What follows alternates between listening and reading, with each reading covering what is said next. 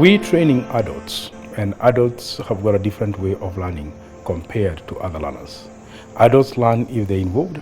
They learn if they're given an opportunity to bring in the class their experiences, their opinion, the kind of things that they do on a daily basis. It's using methods that are participatory, methods that engage the students, but also methods that ensure students are able to critically think through. Case studies are very good aspects of participant-centered learning.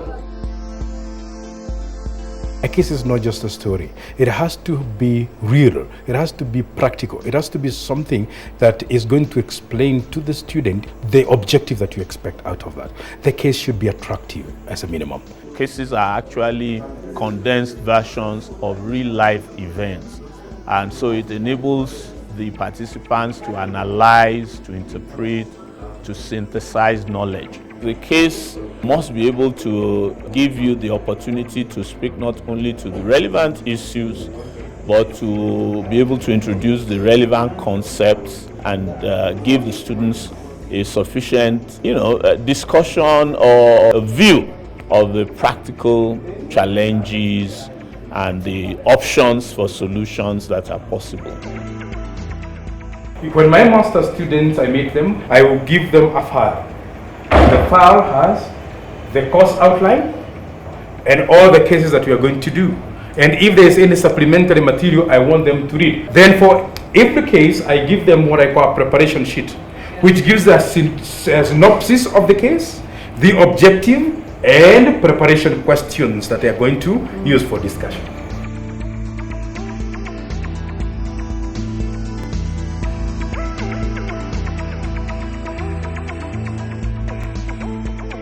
In case teaching, the first requirement is that the class must have prepared the case. You must have read the case and must have prepared the case. You also want to start by introducing the learning objectives of the case so that the students can have an idea of what it is that you intend to cover. Of course, they're supposed to have done some preparation, but this sets a good basis for the discussion.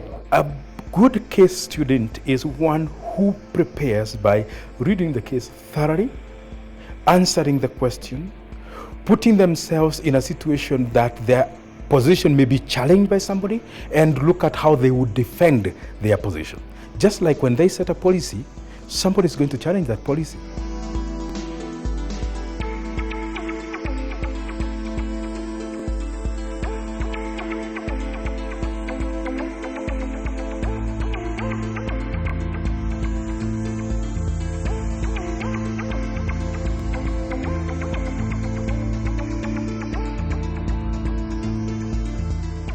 In the 1900s beginning and perhaps FGM was practiced almost everywhere, correct?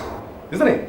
Right now, there are many communities that are not practicing at all. And the question is, why did some people stop and others continued with it? Perhaps those communities that have changed their values Yes. are those that have been engaged. Through what?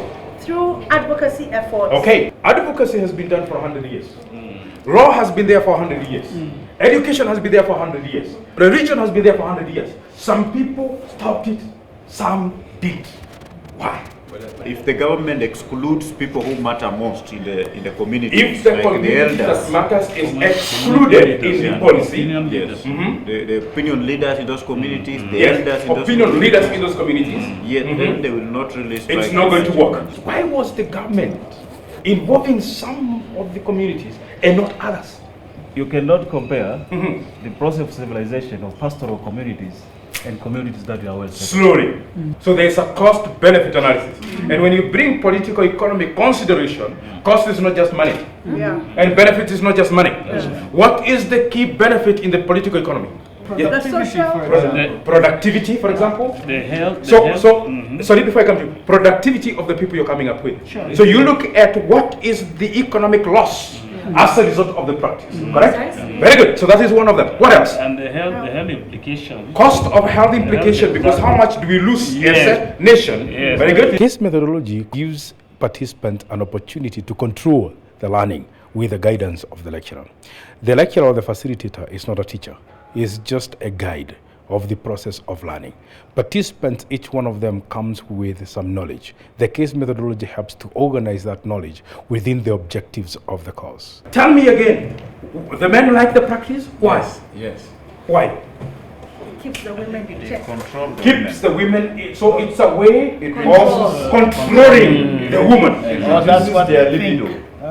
Maybe, I don't know, maybe they think it does. A lot of the control does, you know.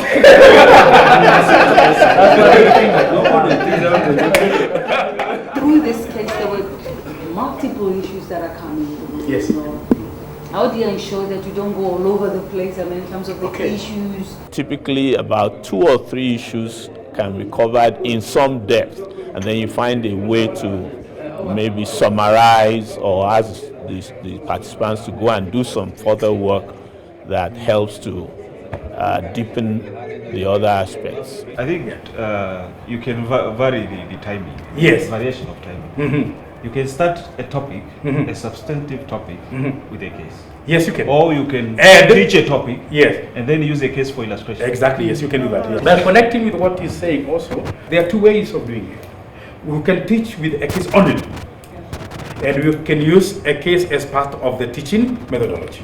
Say, for example, I would illustrate policy development, say, for example, in communication, as the discussion issue, and then bring in a case to bring out those issues in a more practical way. I would have thought, the case would have helped us to link the research, the policy, and the interface with the public. The whole of the case is important for the objective of the course. What should be critical is that the participants need to have prepared before they come to class. What I do when I use the case method is that I have the students read theoretical material, and we talk in class about the case part they prepared before. And the actual purpose of the class is to bring the two together.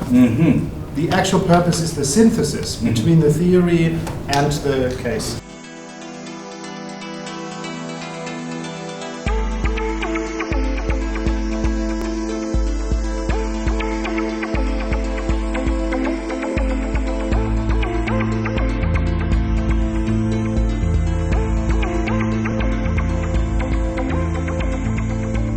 We have a case, universal primary education in Uganda.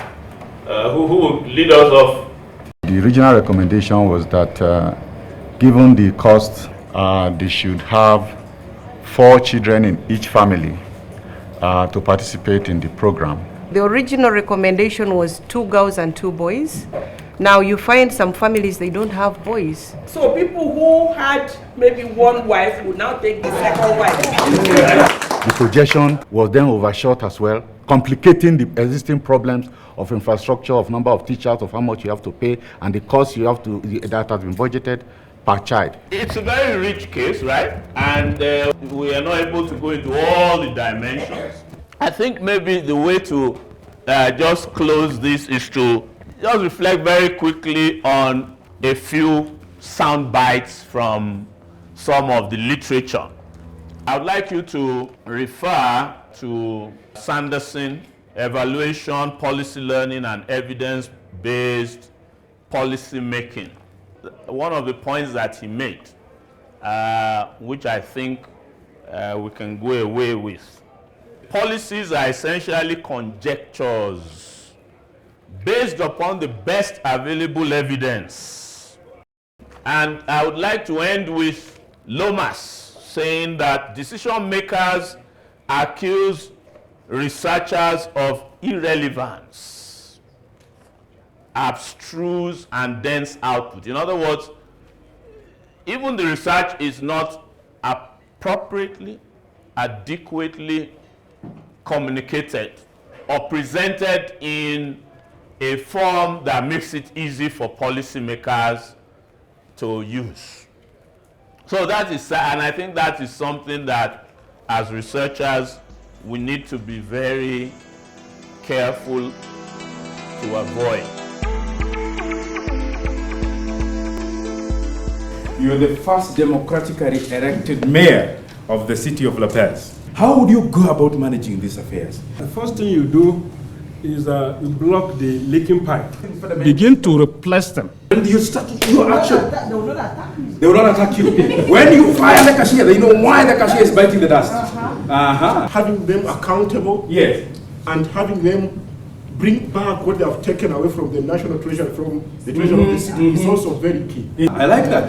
Especially the part of having women on your side is a very good one. Yes, sir. Instead of driving them away, you need to sit for them, let them understand. Okay. I mean, what the situation had been, what the situation should be. Take me slowly. So you don't create enemies. You need to know the root cause of some of You the need to know issues. the root cause of the problem. How did it begin? Yes. And then so that when you talk about solutions, yes, you respond to specific issues. Okay. Corruption can only thrive when institutions are weak in terms of enforcing the rules and all that. So exactly, strengthening institutions becomes a long-term, agenda towards tackling the problem of corruption.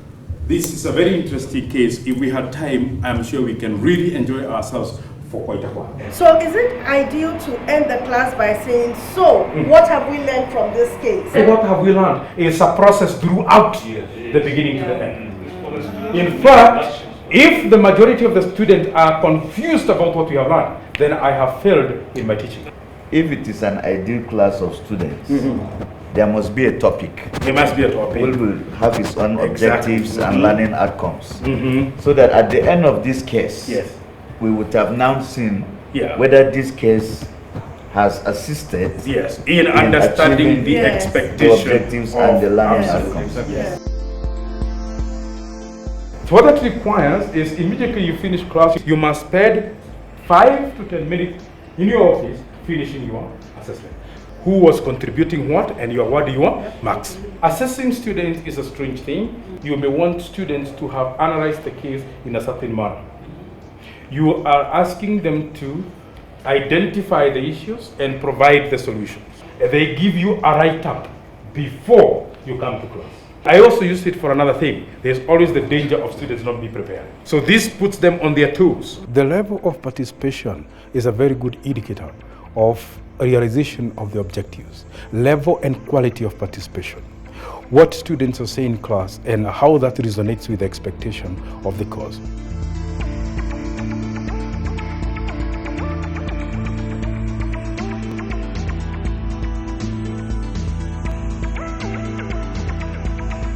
But I am also excited to see students practice more after we have done a case, redoing the same case, discussing the same case, and sometimes even calling me to ask me about the same when they're developing new ideas out of that. That is a very good sign that learning has happened. So I would like to encourage everyone to adopt case method teaching as often as is useful.